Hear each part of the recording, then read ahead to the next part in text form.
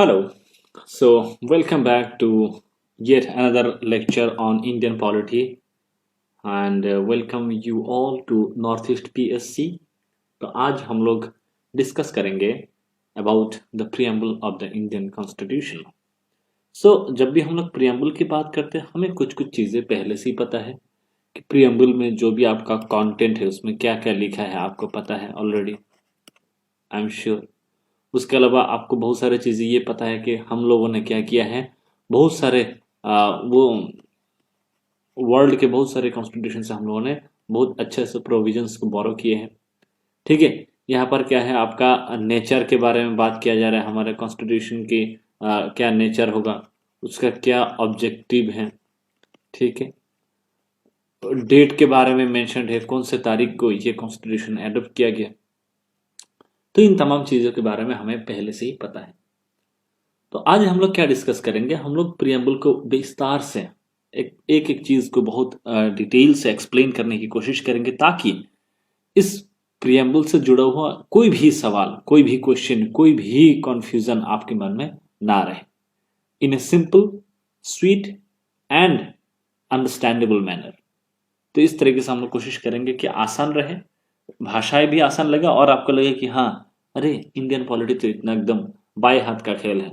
तो इस तरह से इसी उम्मीद के साथ आगे बढ़ते हुए अगर हम बात करें कि दुनिया में सबसे पहले किस कंट्री के पास प्रियम्बल था, तो इसका जवाब आपको अगर नहीं भी पता है तो आप दूसरा और एक क्वेश्चन आप सुन लीजिए कि किस कंट्री के पास सबसे पहली बार आप देखते हैं कि which country in the world for the first time had constitution.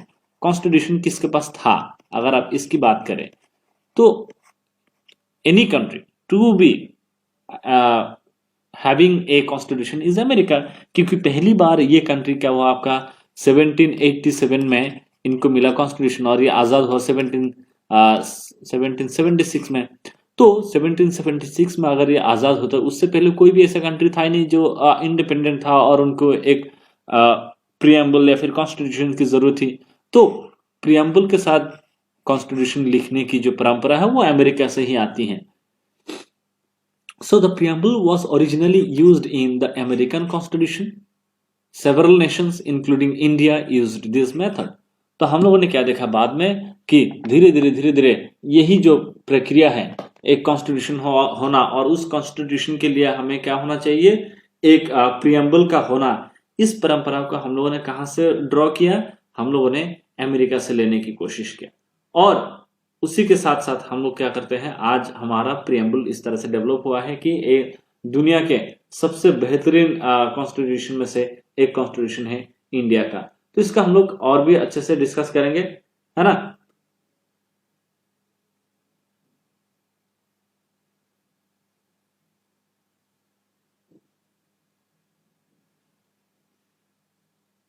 Okay, so I just wanted to connect my device. The prologue or introduction to the constitution is referred to as preamble. जो हमारा constitution है उस constitution का जो आपका prologue है, जैसा जिसका हम लोग हमारे जो किताबें हैं उसमें हम लोग अक्सर देखते हैं कि अगर आपका हिंदी किताब है तो आप उसमें एक शब्द मिलेगा आपको भूमिका। ठीक है, मतलब जो प्रोलोग मतलब जो शुरुआती चैप्टर्स हैं कि भूमिका तो नहीं, उसका हम लोग बोलेंगे क्या कहते हैं उसको, कंटेंट के तौर पे भी आप समझ सकते हैं कि इस बुक में आप क्या क्या चीजें एक्सपेक्ट कर सकते हैं। उन तमाम चीजों को जो है आपका ब्रीफली प्रियम्बल के अंदर डिस्कस किया गया है, just like a prologue to a constitution book. बहुत सारे लोग ऐसे होते हैं जो लोग फिक्शनल किताब पसंद करते हैं, तो फिक्शन किताब में एक सेक्शन होती है आपका प्रोलोग, वहां पर क्या होता है एक आपका ट्रेलर की तरह आपको मिल जाता है कि हाँ ये सारा चीजें आप एक्सपेक्ट कर सकते हैं इस पुस्तक के अंदर। So, a renowned lawyer and constitutional expert named N.A. Palkiwala referred to the preamble as the identity card of the Constitution. जब भी आप कोई भी कॉलेज में कोई स्कूल में एडमिशन लेते हैं तो आपको क्या दिया जाता है, आइडेंटिटी कार्ड दिया जाता है। क्यों? क्योंकि स्कूल के जो गेट है, कॉलेज के गेट में कोई भी एरे गरे लोग, कोई भी मतलब एंटी सोशल एलिमेंट भी एंट्री कर सकता है। ऐसा ना हो इसके लिए हम लोग क्या देखते हैं कि आइडेंटिटी कार्ड प्रोवाइड किया जाता है। तो तो ठीक उसी तरह से हमारा कॉन्स्टिट्यूशन का आइडेंटिटी कार्ड के तौर पे काम करता है प्रियम्बल ऑफ इंडियन कॉन्स्टिट्यूशन। तो प्रियम्बल की अगर महत्व को समझने की कोशिश करें तो एन ए पालखीवाला साहब के ये जो स्टेटमेंट है इसको आप ध्यान से देखिए कि क्यों एक आइडेंटिटी कार्ड कितना इंपॉर्टेंट होता है। इसका अगर आप वो देखें महत्व को समझने की कोशिश करें तो आप आसाम के एनआरसी के जो प्रक्रिया है उसको अब देखिए। ठीक है, एनआरसी का प्रक्रिया लाने के पीछे की कारण क्या था कि हमारे जो जितने भी देश में जो भी इनफिल्ट्रेटर्स हैं, जो भी बाहर के लोग घुसपैठी हैं जो हमारे देश में आके रह रहे हैं इलीगली, उनको हमें छांटना है। और उसको छांटने के लिए हमें क्या करना पड़ेगा, हर किसी का आइडेंटिटी कार्ड प्रोड्यूस करना पड़ेगा। और जो भी आइडेंटिटी कार्ड नहीं शो कर पाएगा वो उनको क्या करना पड़ेगा, ही और she has to leave the country. तो ये बहुत ही ज्यादा जरूरी होती है। The objective resolution which Pandit Nehru prepared, proposed and the Constituent Assembly approved served as the foundation of the preamble to the Constitution। तो जो हमारा कॉन्स्टिट्यूशन है, कॉन्स्टिट्यूशन का जो हमारा वो है हम लोग बात करें प्रियम्बल की, इसकी फाउंडेशन, इसकी बेसिस किसने रखा, इसका बेसिस रखा गया है पंडित नेहरू के द्वारा। पंडित नेहरू ने क्या किया था, आपका ऑब्जेक्टिव रेजोल्यूशन पास किया था। और उस ऑब्जेक्टिव रेजोल्यूशन में जो भी आपका ये है आज के डेट में जो आपका प्रियम्बल है, उन तमाम चीजों को वहां पर आप देख सकते हैं कि नेहरू जी अपनी स्पीच में ऑब्जेक्टिव रेजोल्यूशन के बारे में मेंशन करते हैं। ठीक है, so the 42nd constitutional amendment act जो आपका 1976 में एक अमेंडमेंट लाया गया था, उसके तहत हम लोग क्या देखते हैं कि कॉन्स्टिट्यूशन को जो आपका प्रियम्बल है, प्रियम्बल को पहली और आखिरी बार अमेंडमेंट किया जाता है और उसमें कुछ चीजें ऐड किया जाता है। सोशलिस्ट, सेक्युलर और इंटीग्रिटी, इन तीनों शब्दों का क्या किया जाता है, एडिशन किया जाता है हमारे प्रियम्बल के अंदर। आपको ये अक्सर सवाल पूछा जाता है कि क्या हमारा प्रियम्बल कभी भी जो है अमेंडमेंट हुआ है, कितने बार अमेंडमेंट हुआ, तो ये एक ही बार अमेंडमेंट हुआ है 42nd कॉन्स्टिट्यूशनल अमेंडमेंट एक्ट 1976 के तहत ड्यूरिंग द इमरजेंसी पीरियड, जब देश के प्रधानमंत्री कौन थे, इंदिरा गांधी जी। तो फर्दर हमारा डिस्कशन आगे बढ़ाने से पहले हम लोग टेक्स्ट को देख लेते हैं, जो हमारा कॉन्स्टिट्यूशन का जो प्रियम्बल है, प्रियम्बल में क्या लिखा है इसको हम लोग देखने की कोशिश करेंगे। ठीक है,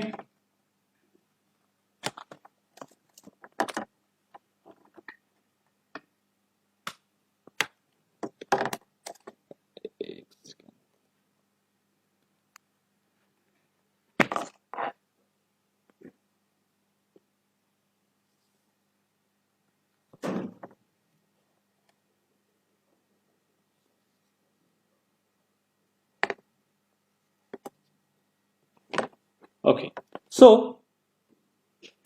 क्या है, the people of India having solemnly resolved to constitute India into a sovereign democratic republic and to secure to all its citizens justice, social, economic and political liberty के बारे में बात करती हैं, थॉट, एक्सप्रेशन, बिलीफ, फेथ, इन तमाम चीजों का होगा। उसके अलावा हम लोग क्या देते हैं, इक्वलिटी, फ्रेटर्निटी, इन सब चीजों की बात करते हैं। अभी आपको ये लगेगा सर यहाँ पर तो सोशलिस्ट वो तो है ही नहीं, सोशलिस्ट और सेक्युलर शब्द का तो नहीं है। तो ये जो आपका आप जो फोटो देख रहे हैं, ये वो फोटो है जब आपका 1949 के जो आपका वो है हमारा 1949 में जो प्रियम्बल था उसके बाद उसका फोटो है, ये ओरिजिनल फोटो है। ठीक है, तो इसके बाद हम लोग सोशलिस्ट, सेक्युलर, ये दोनों शब्द और इंटीग्रिटी ये ऐड किया गया। तो अभी हमारा जो डिस्कशन है इसको हम लोग आगे बढ़ाएंगे। ठीक है, तो हमारा जो कॉन्स्टिट्यूशन है इसके अंदर आप चार चीजों को हम लोग डिस्कस करेंगे, चार सेक्शंस में हमारा डिस्कशन आगे बढ़ेगा। वो चार सेक्शन क्या क्या है, पहला हम लोग बात करेंगे सोर्सेस और द अथॉरिटी। सोर्स कि हमारा प्रियम्बल या फिर कॉन्स्टिट्यूशन की जो हम लोग कॉन्स्टिट्यूशन बनाते हैं, इसका पावर कहाँ से आता है, इसको बनाने का जो वो है आपका अथॉरिटी किसने दिया, इसका बनाने का पीछे का जो आपका वो है सैंक्शन किसका सैंक्शन है, ये हम लोग देखते हैं। दूसरा हम लोग देखेंगे, ये तो सोर्सेस हो गया, दूसरा हम लोग देखेंगे नेचर। इंडिया जो कंट्री है एज ए कंट्री, इसका नेचर कैसा है, ये किस तरीके की मतलब क्वालिटी है, इसको हम लोग डिस्कस करने की कोशिश करेंगे। और उसके अलावा ये सारी चीजें प्रियम्बल के थ्रू ही पता चलेगा। उसके अलावा हम लोग देखेंगे कि ऑब्जेक्टिव क्या है हमारा, जो इंडियन कॉन्स्टिट्यूशन है, what is the objective of this constitution. और चौथा और आखिरी क्या है, date of adoption of the constitution, adoption of the constitution. ये चार चीजों का हम लोग डिटेल में विस्तार से देखने की कोशिश करेंगे। तो पहली बात तो ये है कि जो हमारे कॉन्स्टिट्यूशन के अंदर की कुछ जो इंपॉर्टेंट वर्ड है, sovereign, socialist, secular, democratic, republic, इन चार पांच जो इंपॉर्टेंट वर्ड्स हैं, इसको हम लोग एक्सप्लेन करने की कोशिश करेंगे वर्ड बाय वर्ड कि इसका मीनिंग क्या है और इसका महत्व क्या है। क्या ये हम लोग यस सो जब हम लोग सोर्सेस की बात करते हैं, सोर्सेस कौन है? Sources is the preamble states that the constitution derives it's authority from the people of India. तो हमारा कॉन्स्टिट्यूशन की सारा का सारा सोर्स और अथॉरिटी कौन है? The people of India. India के जो लोग हैं वही लोग सबसे ज्यादा पावरफुल हैं और उन्हीं के वजह से हम लोग क्या करते हैं कि हमारे कॉन्स्टिट्यूशन बनाने की प्रक्रिया शुरू होती है। तो नेचर क्या होगा? एक सोवरेन देश होगा हमारा। यहाँ पर क्या होगा? सोशलिस्ट स्टेट होगा। सोशलिस्ट स्टेट जहां पर हम लोग वेलफेयरिज्म की बात करते हैं, सबकी जो है आपका वेलफेयर या फिर डेवलपमेंट की बात करते हैं, सबका जो है आपका बेहतरी की कोशिश करेंगे, इकोनॉमिक, पॉलिटिकल, सोशल, इन तमाम एस्पेक्ट से। और क्या होगा? एक सेक्युलर कंट्री होगा। सेक्युलर की बात करें, यहाँ पर हर एक धर्म यहाँ पर संभव होगा।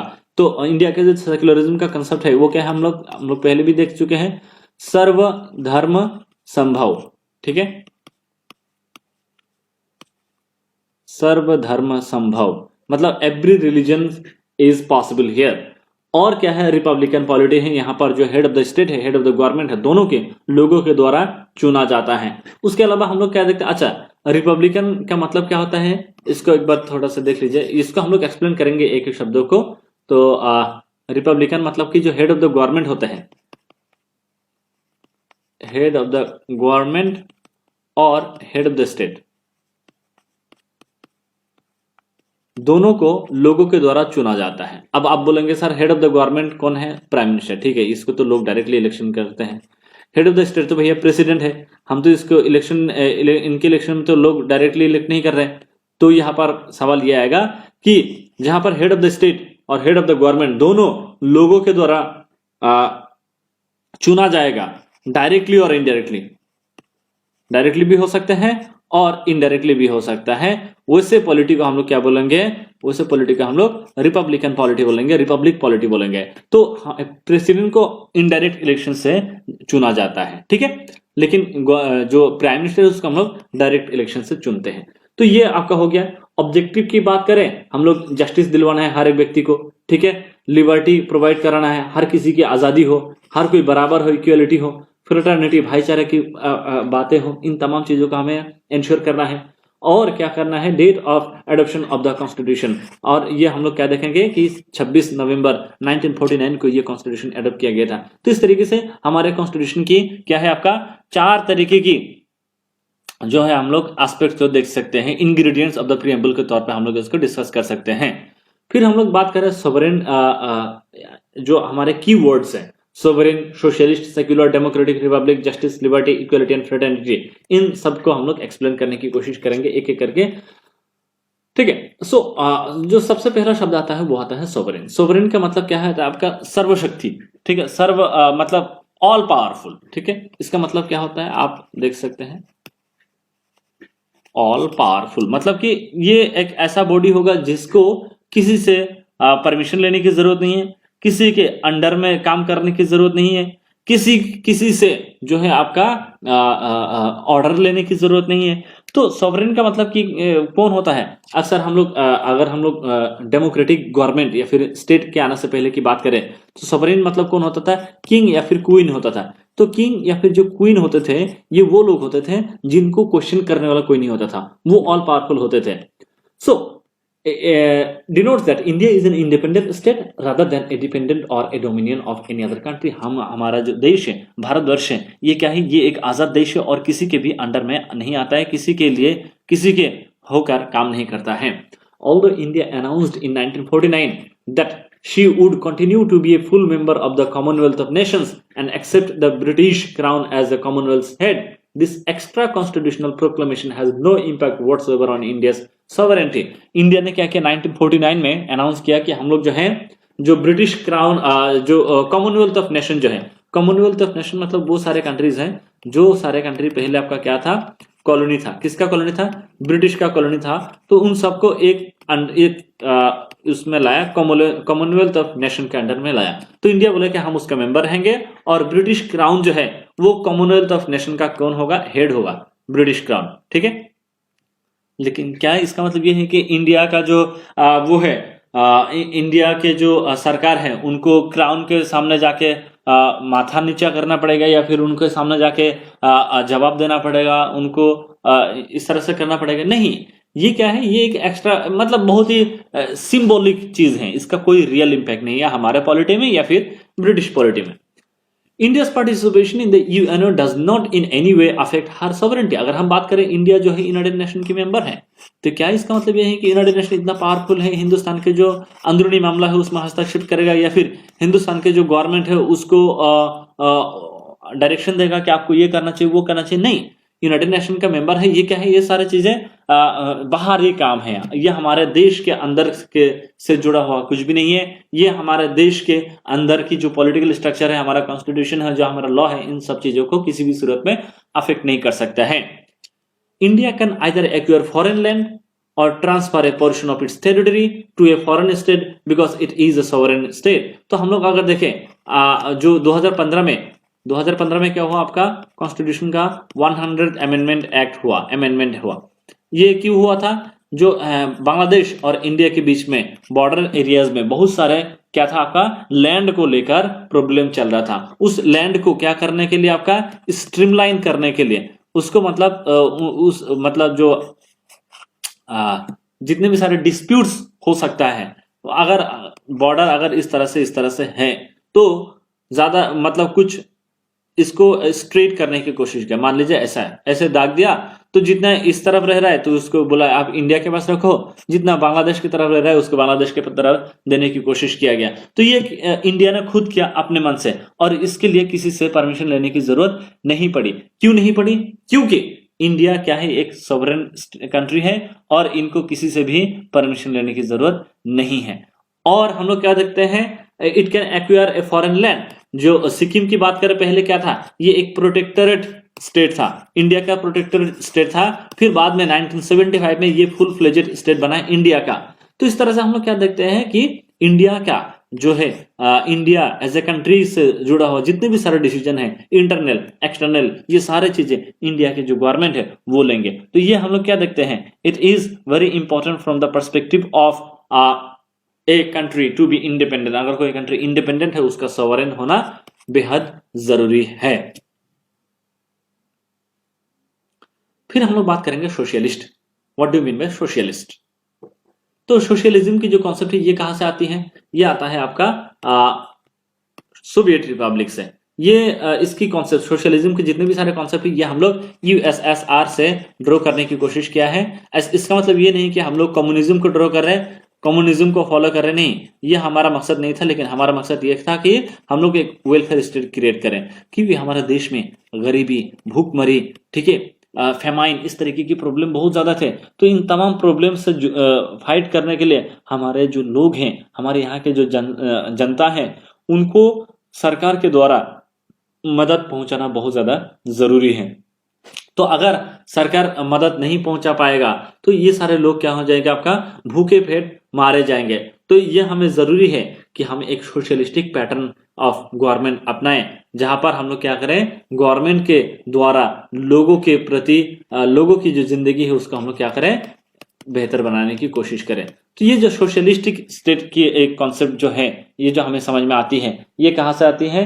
ये हम लोग राशिया से ड्रॉ किया. तो हम 1927 में मिस्टर नेहरू जो है वो जाता है आपका राशिया जाता है और वो जब रशिया जाते हैं तो रशिया की जो भी आपका सरकार व्यवस्था है उसको देखकर वो काफी ज्यादा प्रभावित होते हैं और उनको लगता है कि नहीं, इंडिया में भी इस तरीके की क्या होना चाहिए, आपका गवर्नमेंट वगैरह होना चाहिए जहां पर गवर्नमेंट जो है लोगों के हित के लिए काम करे, लोगों के लिए क्या करे, आपका सुविधा करने की कोशिश करें। सो before the 42nd constitutional amendment act, जो 42nd कॉन्स्टिट्यूशनल अमेंडमेंट एक्ट हुआ उसके द्वारा हम लोग क्या किया, इस शब्द को ऐड किया, सोशलिस्ट इस शब्द को ऐड किया, ठीक है। लेकिन इसके अलावा भी क्या 1976 में ये शब्द हम लोगों ने ऐड किया क्या, इससे पहले सोशलिज्म का कोई भी प्रिंसिपल, कोई भी आइडिया हमारे कॉन्स्टिट्यूशन में नहीं झलकता था? The answer is no. मतलब झलकता था, यस ऑफ कोर्स झलकता था। So before the 42nd amendments of 1976, ठीक है, तो हम लोग क्या देखते हैं हमारे कॉन्स्टिट्यूशन में भी कुछ चीजें ऐसा था जो आपका सोशलिस्टिक पैटर्न में, सोशलिस्टिक आइडियोलॉजीज या फिर प्रिंसिपल्स के ऊपर बेस्ड था। सो आपका 1955 में क्या हुआ था, 1955 में जो कांग्रेस था, कांग्रेस का जो मीटिंग था वो था अवध में हो रहा था। तो अवध के जो कांग्रेस का मीटिंग हो रहा था वहां पर इन लोगों ने एक रिजोल्यूशन पास किया कांग्रेस पार्टी ने, क्योंकि वो उस टाइम कांग्रेस पार्टी कौन था, रूलिंग पार्टी था, रूलिंग गवर्नमेंट। जैसे आज के डेट में बीजेपी सरकार में है, उस टाइम कांग्रेस सरकार में था। तो इन लोगों ने एक रिजोल्यूशन पास किया जिस डॉक्यूमेंट का नाम क्या था, socialistic pattern of society, socialistic pattern of society. तो इससे आप क्या समझते हैं, तो ये आप यही समझते हैं कि सोशलिस्टिक पैटर्न मतलब हमारा जो समाज है उसको मतलब लोगों के हित के लिए हमें डेवलप करना है। और इसका आइडिया, इसकी जो कॉन्सेप्ट है ये हम लोग 1955 में चर्चा कर रहे हैं। इसका मतलब क्या है, 1976 से पहले भी सोशलिज्म की जो कॉन्सेप्ट हम लोग यहाँ पर दिखाई देता है, ठीक है। सो जो सोशलिज्म जो इंडिया में हम लोग फॉलो करते हैं इसको हम लोग क्या बोलते हैं, डेमोक्रेटिक सोशलिज्म बोलते हैं, डेमोक्रेटिक सोशलिज्म। यहां पर क्या है, लोगों की जो आपका वो है ओपिनियन है, लोगों का जो आपका डिमांड है उसको माना जाता है। लोग अगर नाखुश है तो लोग क्या कर सकते हैं, प्रोटेस्ट कर सकता है, लोग क्या कर सकते हैं, आपका अपना आवाज उठा सकते हैं। लेकिन अगर आप रशिया में चले जाए, क्या रशिया में ऐसा है कि लोगों को अगर नहीं अच्छा लग रहा है तो लोग आवाज उठाएगा? नहीं, क्योंकि वहां पर डेमोक्रेटिक सोशलिज्म नहीं है।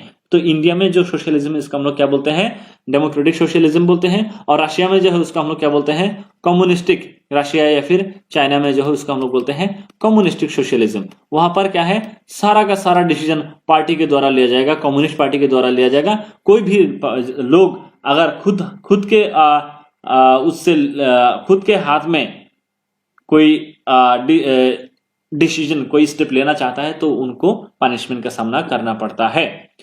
सो ये आपका बहुत ज्यादा जरूरी है कि हम लोग का क्या किया गया। अच्छा, सोशलिज्म की अगर हम बात करें, the political idea that is based on the belief that all people are equal and that money and property should be equally divided. तो सबसे इंपॉर्टेंट कॉन्सेप्ट क्या है, जो मनी एंड प्रॉपर्टी है इसको हमें क्या करना पड़ेगा, इक्वली डिवाइड करना पड़ेगा, इक्वली बांटना पड़ेगा हर एक व्यक्ति के अंडर में। और प्राइवेट प्रॉपर्टी का कॉन्सेप्ट यहाँ पर नहीं होना चाहिए, प्राइवेट प्रॉपर्टी का कॉन्सेप्ट नहीं होना चाहिए। तो क्या आज के डेट में आपको लगता है कि इंडिया में सोशलिस्टिक स्टेट है, इंडिया एक सोशलिस्टिक स्टेट है? मुझे तो बिल्कुल भी नहीं लगता है। यहाँ पर बिलियनर्स इतने सारे हैं, दुनिया का सेकंड रिचेस्ट पर्सन, मतलब इतने सारे रिचेस्ट फैमिलीज हैं यहाँ पर। तो ये सारी चीजें हमें क्या दर्शाता है कि प्राइवेट प्रॉपर्टी का कॉन्सेप्ट बहुत ज्यादा भर भर के अभी आ चुका है। तो हमारा कंट्री जो है वो सोशलिस्टिक कतई नहीं है फिलहाल, लेकिन आइडिया यही था कि एक ऐसा स्टेट हो, ऐसा कंट्री हो जहां पर सोशलिज्म के आइडियाज को, प्रिंसिपल्स को प्रैक्टिस किया जाए, ताकि गरीबी हटाया जाए और जो आपका प्राइवेट प्रॉपर्टीज का कॉन्सेप्ट खत्म हो और जो भी आपका मानी और प्रॉपर्टी उसको बराबर तरीके से बांट दिया जाए। तो लेकिन डेमोक्रेटिक सोशलिज्म का एक सबसे अच्छी बात यह थी कि ये लोग मिक्स्ड इकोनॉमी में बिलीव करते थे कि प्राइवेट ऐसा है कि सरकार होगा और प्राइवेट कंपनी दोनों होगा।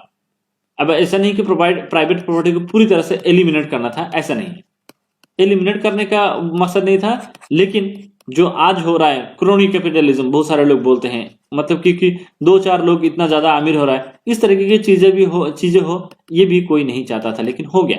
ठीक, तो इसको पूरी तरह से एलिमिनेट करने की मंशा तो नहीं थी, लेकिन एक मिक्स्ड इकोनॉमी जहां पर प्राइवेट और जो सरकारी कंपनियां हैं वो एक साथ कोएग्जिस्ट कर पाए। सो डेमोक्रेटिक सोशलिज्म का मतलब क्या था कि इनका मकसद क्या था कि पॉवर्टी जो है इसको हमें क्या करना है, खत्म करना है। लोगों के अंदर जो इग्नोरेंस है, इग्नोरेंस बोलो तो जहालत, जहालत मतलब किसी चीज के बारे में ना पता रहना, इसका मतलब क्या होगा कि वो अशिक्षित होगा। तो इग्नोरेंस को खत्म करना ये हमारा मकसद है। उसके अलावा क्या है, जो सिकनेस है, बहुत ज्यादा बीमारी होती थी, उसको भी हमें क्या करना पड़ेगा, खत्म करना पड़ेगा। और inequality with respect to opportunity, तो जो जॉब की अपॉर्चुनिटीज है, इन सब मामलों में जो इनइक्वालिटी है उसको भी हमें क्या करना पड़ेगा, ये सारी चीजों को एलिमिनेट करना पड़ेगा।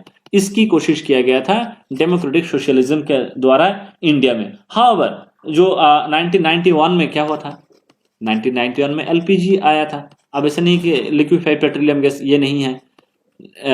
लिबरलाइजेशन, प्राइवेटाइजेशन, ग्लोबलाइजेशन के थ्रू जो हमारा इंडिया का जो रेपुटेशन है एक सोशलिस्टिक स्टेट का, ये रेपुटेशन थोड़ा सा अफेक्ट हुआ और वहां से धीरे धीरे धीरे धीरे धीरे धीरे धीरे धीरे धीरे धीरे डिमिनिश होता था। आज के डेट में सोशलिज्म इस तरह का है कि बस इतना सा डॉट के तौर पे आप देख सकते हैं। तो ये आपका सोशलिज्म की जो कॉन्सेप्ट है ये इंडिया में ऐड तो करने की कोशिश किया गया, लेकिन खैर ये लॉन्ग टर्म पर्सपेक्टिव से ये सक्सेसफुल नहीं हुआ। तो उसके अलावा हम लोग क्या देखते हैं कि सेक्युलरिज्म, दूसरा शब्द से दूसरा बहुत इंपॉर्टेंट वर्ड क्या है, सेक्युलर। सोशलिस्ट हो गया, अब हम बात करेंगे सेक्युलर के बारे में। तो सेक्युलरिज्म की जो कॉन्सेप्ट है ये इंडिया का नहीं है, ये कहाँ का कॉन्सेप्ट है, ये वेस्टर्न आइडिया है, वेस्ट का है, ठीक है, पश्चिमी देशों का, इंग्लैंड, फ्रांस, इस तरह के कंट्रीज का। अच्छा, अगर हम लोग वेस्ट की सेक्युलरिज्म की बात करें, देयर इज ए मतलब big difference between West and Indian form of secularism, ठीक है। जो हमारा पश्चिम के देशों की बात करें और जो इंडियन की बात करें, पहली बात तो यह है कि जो स्टेट होगा वहां पर वेस्ट में, जो स्टेट होगा, जो सरकारें होगी, जो गवर्नमेंट होगा, state has no relation with religion के साथ उनका कोई लेना देना नहीं होगा। लेकिन अगर हम लोग इंडिया की बात करें, यहां पर क्या होगा, जो स्टेट है वो क्या करेगा, it will promote all religion, मतलब कि जो प्रोमोट ऑल रिलीजन मतलब कि हर एक रिलीजन को प्रमोट किया जाएगा और कोई भी रिलीजन को स्पेशल ट्रीटमेंट नहीं दिया जाएगा। ये बात है इंडियन उसका। लेकिन वेस्ट में जो है कंप्लीट सेपरेशन की बात करते हैं। तो इसका एक थोड़ा सा डिफरेंसेस है। मैं इसको अच्छे से जो है आपका बॉक्स बना के आपको प्रेजेंट करता हूं।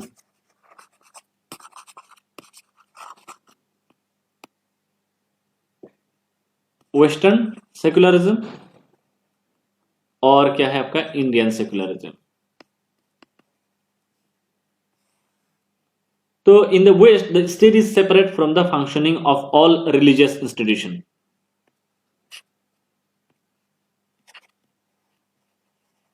सेकुलरिज्म चल रहा है ये। तो अगर हम लोग बात करें स्टेट इज सेपरेटेड, देखिए ये सारी चीजें आपको हर एक एग्जाम में ये आपको मदद कर सकता है अगर आपको आंसर राइटिंग करना हो। State is separated from religion all together, ठीक है, from religion. But in India the state is neutral to all religion. State is neutral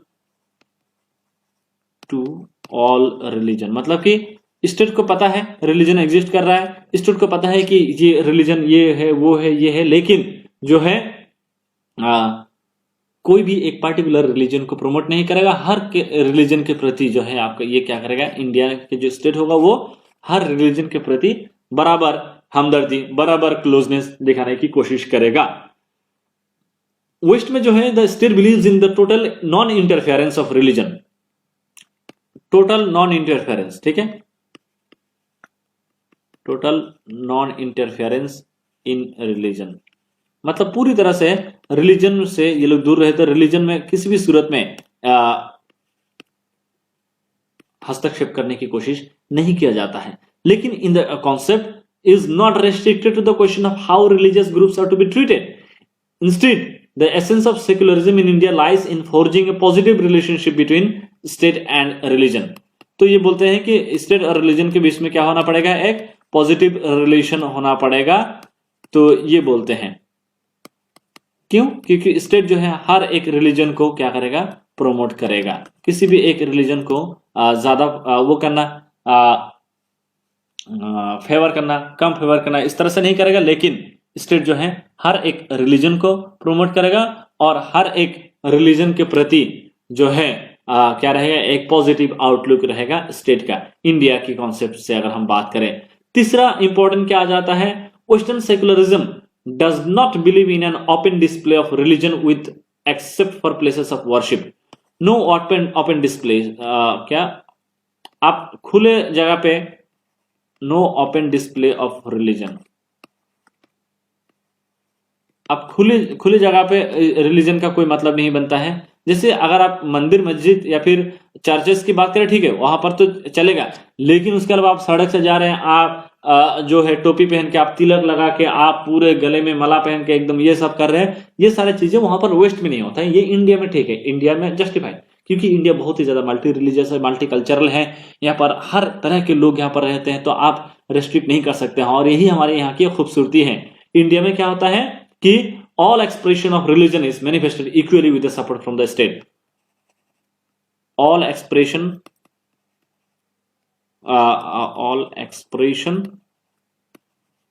of religion is manifested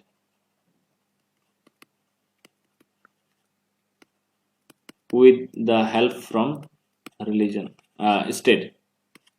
तो स्टेट इनको हेल्प करता है कि आपको मस्जिद बनाना है, अच्छा बनाइए। आपको राम मंदिर चाहिए, चलिए आप बनाइए। आपको क्या बनाना है, चर्च बनाना है, चलिए बनाइए। आपको पैसा कम पड़ रहा है, चलिए हमसे फंड ले लीजिए। तो इस तरीके से स्टेट जो है आपका हेल्प करने की कोशिश करते हैं। The distinction between state and religion is clear and set in stone. यहाँ पर क्या है, एकदम वेस्ट की बात करें, clear cut distinction between the two, एकदम मतलब सेपरेशन ऑफ पावर के कॉन्सेप्ट की तरह, जैसे यूएसए में है डिस्टिंक्शन बिटवीन द टू। लेकिन इंडिया में क्या है, there is no clear distinction.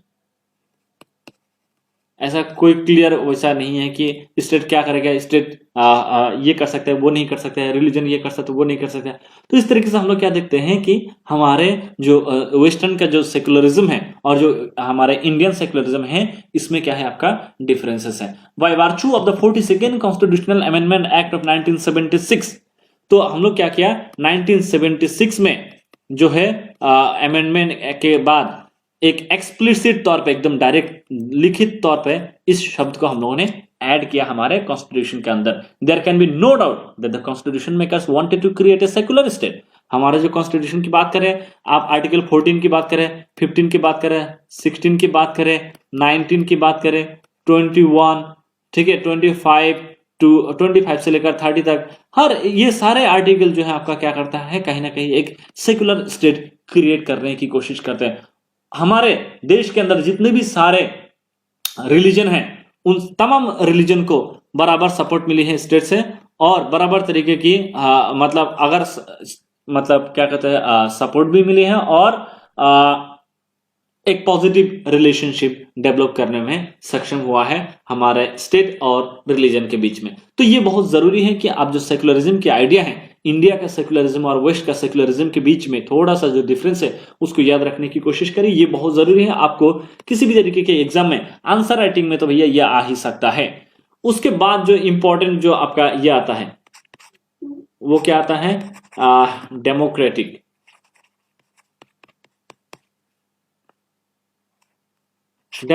ठीक है, तो डेमोक्रेसी की अगर हम बात करें, हमारे प्रियम्बल के मुताबिक एक डेमोक्रेटिक गवर्नमेंट कौन होता है, is based on the idea of popular sovereignty और the people's ownership of ultimate power.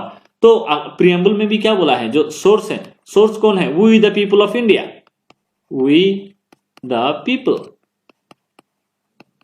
तो यही प्रियम्बल के इस बात से ही आप समझ सकते हैं कि जहां पर अल्टीमेट सॉवरेंटी लोगों के हाथ में हो, वैसे जो पॉलिटी है, वैसा जो देश है, उसको हम लोग डेमोक्रेटिक स्टेट या फिर डेमोक्रेटिक गवर्नमेंट के तौर पे हम लोग कैरेक्टराइज कर सकते हैं।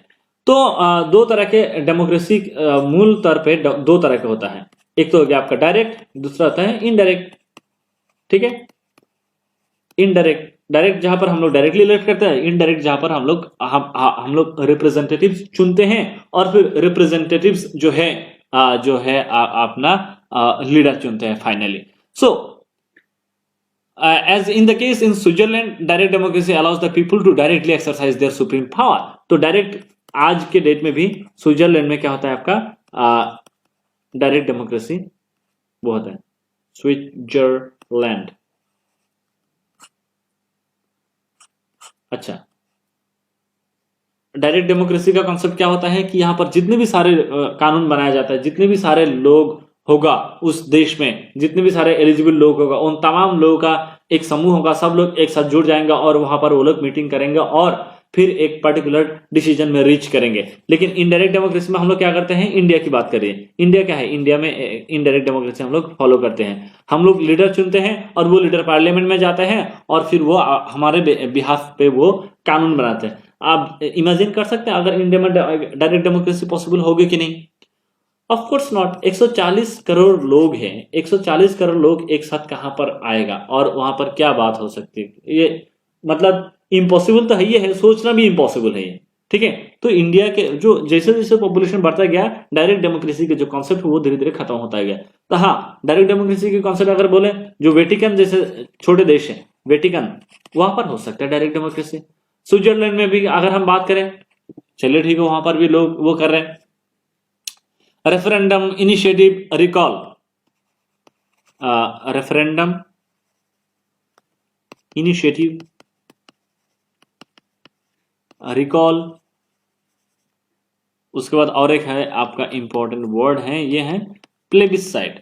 ये सारे इंपॉर्टेंट टूल्स हैं किसका, डायरेक्ट डेमोक्रेसी का। ये सारे चीजें होता है डायरेक्ट डेमोक्रेसी में, ये सब होता है, लेकिन इनडायरेक्ट डेमोक्रेसी में नहीं होते हैं। इंडिया में रेफरेंडम की कोई कॉन्सेप्ट नहीं है। अगर कोई डिसीजन लेना हो, लोगों के बीच में वोट करते हैं कि आप क्या चाहते हैं, येस और नो, तो फिर उसके बेसिस पे नहीं होता है। जैसे यूके में रेफरेंडम हुआ था किसको लेकर, ब्रेक्जिट को लेकर। ठीक है, ब्रेक्जिट को लेकर वहां पर लगभग आपका जो है 56% लोगों ने बोला कि यस बोला था कि हमें क्या चाहिए, ब्रिटेन जो है यूरोपियन यूनियन से एग्जिट करना चाहिए, निकल जाना चाहिए। तो इस तरीके जो चीजें हैं, रिकॉल, अगर कोई लीडर अच्छे से वो काम नहीं कर रहा है तो उसके खिलाफ फिर वो करेगा, लोग सारे लोग एक साथ जो है आपका सिग्नेचर कर देंगे, वो उसका कैंडिडेचर खत्म हो जाएगा। तो इस तरीके से जो चीजें हैं, ये सब डायरेक्ट डेमोक्रेसी का कॉन्सेप्ट है, ये इनडायरेक्ट डेमोक्रेसी में नहीं होती हैं। सो हम मूल तौर पे अभी प्रेजेंट डे डेमोक्रेसी की अगर हम बात करें, दो तरह के डेमोक्रेसी और होता है। फर्दर हम लोग क्या करते हैं, इसको पार्लियामेंट्री और प्रेसिडेंशियल फॉर्म ऑफ डेमोक्रेसी में हम लोग क्या करते हैं, इसको बांट देते हैं, पार्लियामेंट्री और प्रेसिडेंशियल फॉर्म। ठीक है, parliamentary and presidential. So Indian constitution के मुताबिक अगर हम देखें, हम एक पार्लियामेंट्री फॉर्म ऑफ गवर्नमेंट हमें मिली है, जहां पर जो एग्जीक्यूटिव है, एग्जीक्यूटिव क्या करता है, executive is responsible to the legislature. Legislature के सामने क्या है, ये रेस्पॉन्सिबल है, उनको जवाब देना पड़ेगा। लेकिन अगर प्रेसिडेंशियल फॉर्म ऑफ गवर्नमेंट की बात करें, वहां पर क्या एग्जीक्यूटिव जो है लेजिस्लेचर के सामने जवाब देता है? The answer is no. क्यों? क्योंकि जो है, जो प्रेसिडेंट ऑफ द यूएसए है, वो खुद अपने चहेते लोगों को जो है एग्जीक्यूटिव के पोस्ट में चुनते हैं। तो इस तरह से हम लोग क्या देखते हैं कि प्रेसिडेंशियल इलेक्शन, प्रेसिडेंशियल गवर्नमेंट की अगर हम बात करें, वहां पर जो है executive is not responsible to the legislature, but parliamentary form of government में executive is responsible to the legislature, that is in India's case Lok Sabha. So the democratic nature of the Indian polity is demonstrated by universal adult franchise। हमारे यहाँ पर हर एक adult लोग यहाँ पर क्या देते हैं, आपका वोट देते हैं। जो भी 18 साल से ऊपर होता है वो वोट देते हैं। फिर और एक इंपॉर्टेंट जो फीचर है हमारे डेमोक्रेसी का, वो क्या है, रेगुलर इलेक्शन होती है, मतलब हर 5 साल में इलेक्शन हो रही है। उसके बाद हमारे यहाँ पर कानून की बहुत वो है, rule of law, law exist करती है, रूल ऑफ लॉ। ठीक है, उसके अलावा हम लोग क्या देखते हैं, जो हमारा जुडिशरी है, हमारे देश की जुडिशरी काफी स्ट्रांग है, काफी इंडिपेंडेंट है। ठीक है, फिर हम लोग क्या देखते हैं, किसी भी तरीके की डिस्क्रिमिनेशन को हम लोग वो नहीं करते हैं। डिस्क्रिमिनेशन जो है इसको हम लोग डाइजेस्ट नहीं करते हैं, एक्सेप्ट नहीं करते, या फिर प्रोमोट करना बिल्कुल भी नहीं, इसको हम लोग खत्म करने की कोशिश करते हैं। तो इस तरह से हम लोग कह सकते हैं इंडिया की जो डेमोक्रेसी है इसके बारे में आप ये सारी चीजें देख सकते हैं। The preamble uses the word democratic in a broad definition that includes not just political democracy but also social and economic democracy. तो हमारे यहाँ पर क्या है, सिर्फ पॉलिटिकल डेमोक्रेसी नहीं, तीनों तरह की डेमोक्रेसी की बात होती है, पॉलिटिकल, सोशल और इकोनॉमिक। ये तीनों तरह की डेमोक्रेसी जो है आपका एस्टेब्लिश करने की बात किया जाता है थ्रू द वर्ड डेमोक्रेटिक, जो हमारे उसमें लिखा गया है, जो हमारे प्रियम्बल में जिक्र है। ठीक है, तो बी आर अम्बेडकर साहब जो है 25 नवंबर को ये बात बोला था। अब ये बोलेंगे सर 25 नवंबर तो आया भी नहीं है, नहीं 1949 की बात करें तो वहां पर इन्होंने बोला था कि political democracy cannot last unless there lies at the base of its social democracy. अगर आपको पॉलिटिकल डेमोक्रेसी जो है ये अगर आपको फुलफिल करना है, उसके लिए आपको सामाजिक डेमोक्रेसी का होना बेहद ज्यादा जरूरी है। ठीक है, उसके अलावा हम लोग क्या देखते हैं कि it means a way of life which recognise liberty, equality and fraternity. Society में आपका लिबर्टी का होना जरूरी है, आपका इक्वलिटी होना जरूरी है, फ्रेटर्निटी होना जरूरी है। ठीक है, जो principles of liberty, equality and fraternity are not to be treated as separate items in trinity. जो हम लोग अगर बात करें लिबर्टी की, लिबर्टी, इक्वलिटी और फ्रेटर्निटी, ये तीनों शब्दों को आप अलग अलग तरीके से ट्रीट नहीं कर सकते, अलग अलग तरीके से आप समझ भी नहीं सकते हैं। ये तीनों क्या है, एक त्रिमूर्ति के तौर पे हैं, किसी एक को निकाल देंगे बाकी दो अपने आप चला जाएगा। तो ये किसी एक का सक्सेस के लिए, लिबर्टी के सक्सेस के लिए बाकी दो का होना जरूरी है। जस्ट लाइक दैट इक्वलिटी के सक्सेस के लिए लिबर्टी और फ्रेटर्निटी का होना भी जरूरी है। तो ये अंबेडकर बोलते हैं कि the principles of liberty, equality and fraternity are not to be treated as separate items in a trinity. They form a union of trinity in the sense that to divorce one from the other is to defeat the very purpose of democracy। किसी एक को भी अगर आप यहां से निकालने की कोशिश करते हैं तो यहां पर डेमोक्रेसी का जो कॉन्सेप्ट है वो पूरी तरह से खत्म हो जाता है। तो हम लोग क्या देखते हैं, सुप्रीम कोर्ट ने क्या किया, इसी बात को, इसी जो स्पीच था किसका, बी आर अम्बेडकर साहब का, उसी को देखते हुए 1997 में सुप्रीम कोर्ट एक केस में जो है आपका ऑब्जर्व करते हैं, वो एक स्टेटमेंट पास करते हैं, the constitution envisions to establish an egalitarian social order rendering to every citizen social, economic and political justice in a social and economic democracy of the Bharat Republic. तो इस तरीके से जो है जो हमारा सुप्रीम कोर्ट है उन्होंने भी ये बात बताया कि हमारे पास क्या जरूरी है, पॉलिटिकल जस्टिस चाहिए हमें, सोशल और इकोनॉमिक डेमोक्रेसी का होना जरूरी है। ठीक है, सोशल, इकोनॉमिक और पॉलिटिकल जस्टिस, सोशल, इकोनॉमिक और पॉलिटिकल डेमोक्रेसी, इस तरीके से इन तमाम चीजों का होना बहुत ज्यादा जरूरी है अगर हमारा जो कॉन्सेप्ट है डेमोक्रेसी का, इसको हम लोग फुलफिल करना चाहते हैं तो। ठीक है, तो फिर आती है रिपब्लिक का कॉन्सेप्ट। अगर अब हम बात करें, ये तो हो गया हम लोग डेमोक्रेटिक की बात कर दिया। Next important word is Republic. ठीक है, तो दो तरह की गवर्नमेंट होती हैं मूल तौर से। ठीक है, एक तो हो गया आपका मोनार्की और दूसरा हो गया आपका रिपब्लिक। मोनार्की वो देश जहां पर लीडर को कोई नहीं चुनता है। ठीक है, वो पैदाइशी भगवान पैदा होते हैं। ठीक है, ऐसा नहीं है, बट उनको लगता है कि वही सबसे ज्यादा सुप्रीम है, वो क्या है, डिवाइनली उनको अपॉइंट किया गया है। तो एक ये तो हो गया मोनार्की। रिपब्लिक को होते हैं जहां पर लीडर को लोगों के द्वारा चुना जाता है। So in monarchy the head of the state holds a position that is hereditary. अगर ये मर गए तो इनके बेटे या फिर बेटियां हो जाएंगे। So on the other hand Republic की बात करें, यूएसए की बात करें, इंडिया की बात करें, ये सब क्या है आपका रिपब्लिक्स है। तो यहां पर head of the state are always क्या किया जाता है, आपका इलेक्ट किया जाता है। कैसे इलेक्ट किया जाता है, या तो डायरेक्टली या फिर इनडायरेक्टली, डायरेक्टली और इनडायरेक्टली। ठीक है, ये दो तरह से जो है आपका किया जाता है।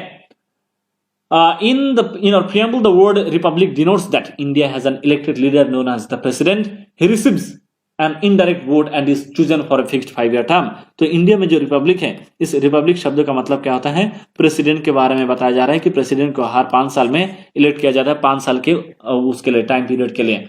So the people rather than a single person like a king hold political sovereignty. तो रिपब्लिक में जो ऑल पावरफुल कौन होते हैं? The people. इसीलिए हम लोगों ने प्रियम्बल में क्या लिखा? We the people of India. ठीक है, तो ये हो गया आपका आपने ये देख लिया रिपब्लिक के बारे में। अब हम देखेंगे कि जस्टिस की कॉन्सेप्ट क्या है। आपको पता है जस्टिस क्या होता है? या हर रोज तो नहीं, आपकी जिंदगी में कभी ना कभी तो ऐसा हुआ होगा, आपके साथ अन्याय हुआ है और आपको न्याय चाहिए। ये जो आपका जो तड़प है, न्याय चाहिए, या फिर मेरे साथ अन्याय हुआ है, हम मेरे साथ अभी चाहिए मेरे को जस्टिस, ये जो कॉन्सेप्ट है, ठीक है, इस कॉन्सेप्ट को हम लोग क्या देखते हैं? In the preamble the word justice refers to 3 separate types of justice. किस किस तरीके की? सोसाइटी में क्या होगा आपका? सोशल, इकोनॉमिक और पॉलिटिकल। सोसाइटी में हर एक व्यक्ति बराबर होना चाहिए, किसी तरीके की इनइक्वालिटी नहीं होना चाहिए, कोई एक दूसरे को मार पीट के चला जाएगा, ऐसा पॉसिबल नहीं है। क्यों? क्योंकि हम यहां पर एक ऐसा स्टेट क्रिएट कर रहे हैं जहां पर अगर कोई भी अन्याय करके चला जाने की कोशिश करता है, हम उसको पकड़ लेंगे, हम उसको क्या करेंगे, जो है पूरा जवाब दे देंगे कि जो है आप क्या नहीं कर सकते हैं, किसी के साथ अन्याय करके नहीं चला जा सकते हैं। क्यों? क्योंकि हमारा जो कंट्री है, यहाँ पर हम लोग एक डेमोक्रेसी को एस्टेब्लिश करने की कोशिश करते हैं, एक ऐसा डेमोक्रेसी जहां पर हम लोग जस्टिस इंश्योर करते हैं। किस तरीके की जस्टिस? इकोनॉमिक एस्पेक्ट की भी, आर्थिक रूप से हर एक व्यक्ति जो है अपना बेसिक नीड्स पूरा कर पाए, इसकी भी हम लोग कोशिश करते हैं। हम लोग कोशिश करते हैं कि हर एक व्यक्ति पॉलिटिकल प्रोसेस में पार्टिसिपेट कर पाए, इलेक्शन में वोट देना, इलेक्शन में पार्टिसिपेट करना, ठीक है, खुद इलेक्शन में लड़ना, ये सारा चीजें जो है ये लोग कर सकते हैं। ठीक है, equal treatment of all residents without social discrimination based on caste, colour, race, religion, sex and other factors. तो इस तरह से किसी भी ग्राउंड के ऊपर आप जो है लोगों के साथ भेदभाव नहीं कर सकते हैं। अंडर प्रिविलेज्ड लोग जो हैं, जैसे SC, ST, OBC, इस तरीके के लोगों के साथ हिस्टोरिकली इनके साथ गलत हुआ है, तो हम लोग क्या देखते हैं, इस गलती को सुधारने के लिए हम लोगों को क्या करना पड़ेगा, इनके लिए हम लोग रिजर्वेशन की प्रक्रिया रखे हैं। क्यों रखे हैं? क्योंकि इनके साथ हिस्टोरिकली गलत हुआ है और उस गलत को हम लोग सुधार मतलब अनडू तो नहीं कर सकते, लेकिन फ्यूचर में उनकी जो सिचुएशन उसको बेहतर कर सकते हैं। The absence of discrimination based on economic status is known as economic fairness. तो हम लोग क्या करते हैं, कोशिश करते हैं कि इकोनॉमिक फेयरनेस एस्टेब्लिश किया जाए। इकोनॉमिक फेयरनेस का मतलब क्या हुआ कि आर्थिक रूप से, आर्थिक एंगल से कोई भी व्यक्ति क्या नहीं है, आपका अनइक्वल नहीं है। आर्थिक रूप से कोई भी व्यक्ति जो है आपका इनइक्वलिटी का सामना ना कर रहे हैं। ठीक है, पॉलिटिकल जस्टिस की अगर हम बात करें, हर एक व्यक्ति इलेक्शन में पार्टिसिपेट कर पाएगा और इलेक्शन से जुड़ा हुआ जो है कैंपेन कर पाएगा, अपना पॉइंट ऑफ व्यू सामने रख पाएगा। ठीक है, ये जस्टिस का कंसेप्ट हम लोग कहां से लाए थे? ये हम लोग लाए थे रशियन रिवॉल्यूशन थे। रशियन रिवॉल्यूशन ऑफ कब हुआ था? 1917 को। ठीक है, now moving ahead to the concept of liberty.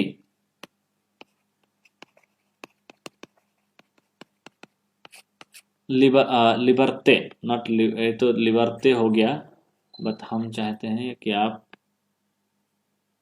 Liberty पढ़े।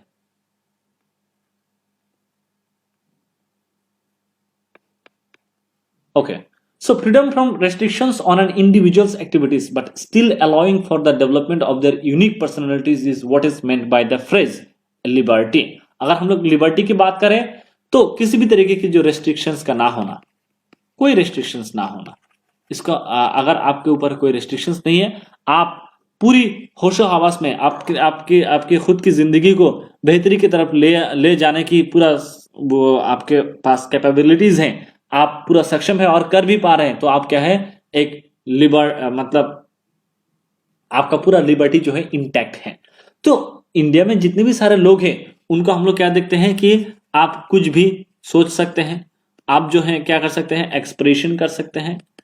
You have the liberty to expression anything. ठीक है, उसके बाद आप किसी भी तरीके की रिलीजन में बिलीव कर सकते हैं, किसी भी तरीके की सोच रख सकते हैं, फेथ हो सकता है आपका, किसी को भी आप वर्शिप कर सकते हैं। ये सारे लिबर्टी आपको क्या दिया गया है, ठीक है, थ्रू द फंडामेंटल राइट्स। ये किसके द्वारा दिया गया है? फंडामेंटल राइट्स के द्वारा दिया गया है, which are upholdable in court in the event of a breach according to the preamble. The preamble's explanation of liberty is crucial for the operation of Indian democratic system.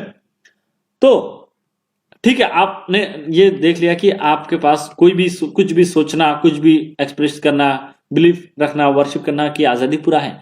इसका मतलब ये नहीं कि आपको लाइसेंस दिया जा रहा है कुछ भी करने का, नहीं, लाइसेंस का कॉन्सेप्ट नहीं है। लिबर्टी का कॉन्सेप्ट यहां पर आता है, कुछ रेस्ट्रिक्शंस के साथ भी आता है। और वो सारे रेस्ट्रिक्शंस क्या है कि आप खुद के लिबर्टी के चलते किसी दूसरे की लिबर्टी को आहत ना करें, किसी दूसरे की लिबर्टी को आप छीनने की कोशिश ना करें। तो लिबर्टी, इक्वलिटी और फ्रेटर्निटी, ये तीनों हम लोग कहां से लिए थे?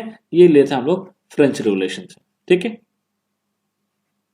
फ्रेंच रेवोल्यूशन से हम लोगों ने ये लिया था। उसके बाद आती है आपका equality. Now we will discuss about what do you mean by equality.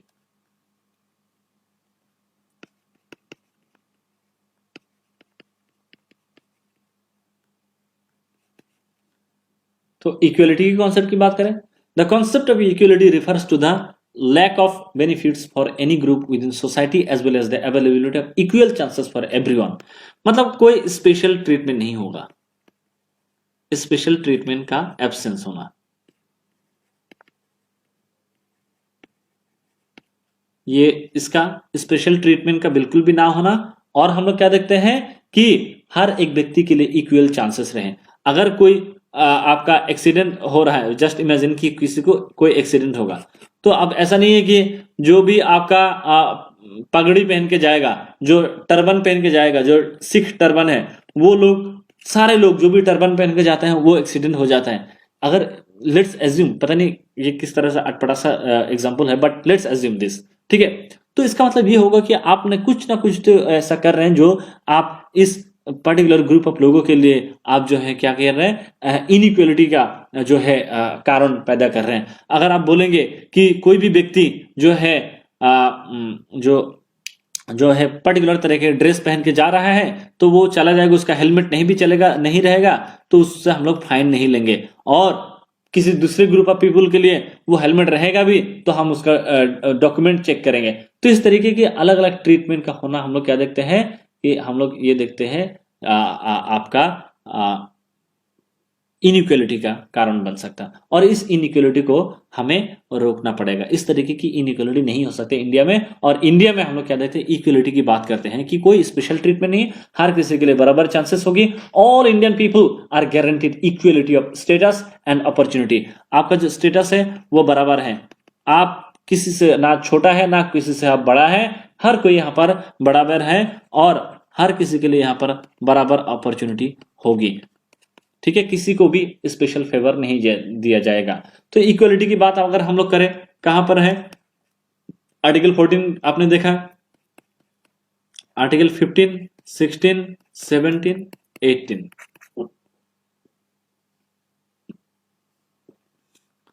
So article 14 में हम लोग क्या देखें? इक्वलिटी बिफोर द लॉ, ठीक है, कि कानून के सामने, कानून की नजर में हर एक व्यक्ति बराबर है। हर एक लोग जो है कानून के नजर में क्या होगा, वो बराबर होगा। ना तो वो मतलब कानून के ऊपर है और ना ही वो क्या कर सकते हैं, कानून के साथ खिलवाड़ कर सकता है। तो ये हम लोग देख सकते हैं। आर्टिकल 15 की बात करें तो किसी भी व्यक्ति को उसका धर्म देखकर, उसका कलर देखकर, उसका कास्ट, उसका जो जेंडर है, या फिर वो किस स्टेट से आ रहा है, इन तमाम चीजों को बेस करके आप डिस्क्रिमिनेशन नहीं कर सकते हैं। फिर आर्टिकल 16 की बात कर रहे हैं, किसी भी तरीके के एम्प्लॉयमेंट के लिए, जॉब अपॉर्चुनिटीज के लिए आप एक व्यक्ति के साथ डिस्क्रिमिनेशन नहीं कर सकते हैं, उसका रिलीजन, रेस, कास्ट, सेक्स, इन सब चीजों को देखते हुए। फिर हम लोग कहते हैं आर्टिकल 17 की बात करें, ये अनटचेबिलिटी को खत्म करने की कोशिश करता है कि अनटचेबिलिटी क्या किया जाएगा, इट शुड बी, अनटचेबिलिटी को हम लोग क्या करेंगे, खत्म करेंगे। और 18 क्या है, किसी भी तरीके की टाइटल, नाम के अंदर ऐसा कोई टाइटल नहीं हुआ जिससे ये लगे कि आप बहुत ही उच्च किस्म के इंसान हैं और आप जो है सोसाइटी में एक क्लास स्ट्रक्चर क्रिएट करने की कोशिश करते हैं। तो ये सारे चीजें जो है हमारा इक्वलिटी के जो कॉन्सेप्ट है ये हमें प्रोवाइड किया जाता है। फिर आती है आपका फ्रेटर्निटी की कॉन्सेप्ट, फ्रेटर्निटी, ठीक है। तो फ्रेटर्निटी की कॉन्सेप्ट की अगर हम बात करें, फ्रेटर्निटी का मतलब क्या है? ब्रदरहुड, सिस्टरहुड, ठीक है, ब्रदरहुड की कॉन्सेप्ट। तो fraternity is referred to as brotherhood. The single citizenship system established by the constitution fosters this sense of brotherhood. तो देखिए हमारे यहाँ पर हिंदुस्तान में क्या है, एक बात तो ये है कि सिंगल सिटीजनशिप, तो मतलब क्या है, तुम भी यही हो, हम भी यही, तुम भी एक नागरिक हो, मैं भी एक नागरिक हो, ना तुम मुझसे बड़े हो ना मैं तुमसे छोटा हूं। तो इस तरह की जो पर्सपेक्टिव होती है, इस तरह के जो आइडियाज होते हैं, ये क्या है, ये आपका एक मतलब बराबर का एक दर्जा देते हैं। तो जब बराबर है तो वहां पर डिफरेंसेस का होने का भी संभावनाएं कम होती हैं। तो वैसे सिचुएशन में हम लोग क्या देखते हैं, भाईचारा यहाँ पर बढ़ने लगते हैं। उसके अलावा अगर हम देखें आर्टिकल 51A में फंडामेंटल ड्यूटीज की बात किया जा रहा है। ये फंडामेंटल ड्यूटीज के लिए भी हर किसी के बीच में पीस और मतलब कि भाईचारा, फिर आपका जो है रिलीजियस हार्मनी, इन तमाम चीजों को प्रमोट करने की कोशिश किया गया है। तो फंडामेंटल ड्यूटी, ये तो 51A में क्या है, फंडामेंटल ड्यूटी। तो फंडामेंटल ड्यूटीज के तहत भी जो है आपका फ्रेटर्निटी के जो कॉन्सेप्ट है उसको एनहेंस करने की कोशिश किया गया है। So the preamble states that fraternity must guarantee two things: the individual's dignity and the nation's unity and integrity। तो एक व्यक्ति की जो डिग्निटी है उसको मेंटेन करना बेहद ज्यादा जरूरी है, और देश के जो यूनिटी है, एकता और अखंडता, यूनिटी एंड इंटीग्रिटी, ये दोनों चीजों का आपका सर्वाइवल बहुत जरूरी है जब हम लोग फ्रेटर्निटी की बात करते हैं, ठीक है। So the phrase dignity of the individual means that the Constitution recognizes that each person's personality is holy in addition to ensuring material advancement and upholding a democratic system। तो डेमोक्रेसी को uphold करना, democracy को protect करना बहुत ज्यादा जरूरी तो है ही है, लेकिन इसके साथ साथ एक व्यक्ति की जो इज्जत है, उनकी जो रेस्पेक्ट है, उनका जो डिग्निटी है, उसको भी प्रोटेक्ट करना उतना ही अहम है, उतना ही इंपॉर्टेंट है, ठीक है। एडिशनली क्या हम लोग क्या देखते हैं, fundamental both the psychological and territorial aspects of national integration are included under the phrase unity and integrity of the nation। तो फ्रेटर्निटी की कॉन्सेप्ट की बात करें, कोई व्यक्ति जो है आपका गुजरात में है, आप मान लीजिए गुजरात में है, और जो है कोई व्यक्ति अरुणाचल प्रदेश में है, उसके बावजूद भी ये दोनों लोग आपस में अपने आप को बोलते हैं ये हमारा आदमी है, ये हमारा आदमी है। क्यों बोलते हैं? क्योंकि ये एक देश का मेंबर है जो है इंडिया। तो इस तरीके से हम लोग इंपॉर्टेंट वर्ड्स को जो समझने की कोशिश किया। अगर हम लोग सिग्निफिकेंस की समझने की कोशिश करें कि कितना महत्व है हमारा कॉन्स्टिट्यूशन की, जो सिग्निफिकेंस है उसको हम लोग समझने की कोशिश करें, वो ये है कि the preamble embodies the fundamental political, moral and religious beliefs and principles upon which the constitution is build. तो it embodies the lofty aspirations of the Constituent Assembly and the hopes and aspirations of the documents of forefathers। तो हमारे constitution में हम लोग क्या देखते हैं, जो जिन लोगों ने, जो कॉन्स्टिट्यूशन मेकर्स जो था, उन लोगों की जो होप है, उनका जो एस्पिरेशन है, उनकी जो फिलोसफीज है, उनका जो अंडरस्टैंडिंग है, इन तमाम चीजों को यहाँ पर रिफ्लेक्ट किया जाता है। जो हमारे कॉन्स्टिट्यूशन के अंदर जो प्रीएम्बल टू आवर कॉन्स्टिट्यूशन, अगर हम लोग सर अल्लादी कृष्ण स्वामी की बात करें, सर अल्लादी कृष्ण स्वामी अय्यर, तो इनके मुताबिक हम लोग क्या देखते हैं, the preamble of our constitution express what we had thought or dreamed so long. तो ये बोलते हैं कि हम लोग इतने लंबे समय तक जो भी थॉट कर रहे थे, जो भी हम लोग सोच रहे थे, या फिर जो भी हम लोग ड्रीम कर रहे थे, वो सारे चीजें कहां पर रिफ्लेक्ट होती हैं, प्रीएम्बल में देखने के लिए मिलती हैं। तो ये बोलते हैं अल्लादी कृष्ण स्वामी अय्यर साहब बोल रहे हैं। फिर जो है आपका आता है यहाँ पर और एक बहुत ही बड़े व्यक्ति के.एम. मुंशी साहब, ठीक है। के.एम. मुंशी साहब बोलते हैं कि the preamble is the horoscope of our sovereign democratic country. हमारे जो डेमोक्रेटिक कंट्री है उसका क्या है, ये एक हॉरोस्कोप के तौर पे काम करता है, जो राशि दिखाता है कि दिशा और दशा, ये सारी चीजें आपको प्रियम्बल से पता चलता है, ये बोलते हैं आपका के.एम. मुंशी साहब। फिर आता है आपका पंडित ठाकुरदास भार्गव। पंडित ठाकुरदास भार्गव, इन्होंने हमारे प्रियम्बल को लेकर क्या बोला? The preamble is the most precious section of the constitution. सबसे क्या है आपका? मोस्ट प्रीसियस, सबसे अहम पार्ट है हमारे कॉन्स्टिट्यूशन के अंदर के जितने भी सारी चीजें, उसमें सबसे ज्यादा जरूरी है आपका प्रियम्बल के बारे में बात किया जाए तो। It serves as the constitution की, ये क्या करता है? एक चाबी के तौर पे काम करता है कॉन्स्टिट्यूशन के अंदर घुसने का। फिर आपका आता है इंग्लैंड के बहुत ही एक फेमस व्यक्ति है जिसका नाम है सर अर्नेस्ट बर्कर। अर्नेस्ट बाकर,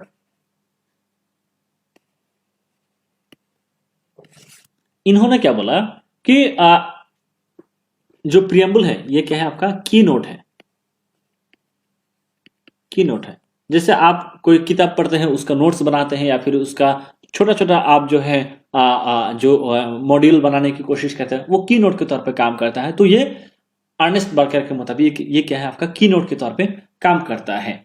फिर हम लोग देखते हैं एक बहुत ही फेमस जस्टिस रहे हैं और इंडिया का एक्टिंग प्रेसिडेंट के तौर पे भी काम किया है इन्होंने, और ये चीफ जस्टिस ऑफ इंडिया का इंडिया रहा है, एम हिदायतुल्ला।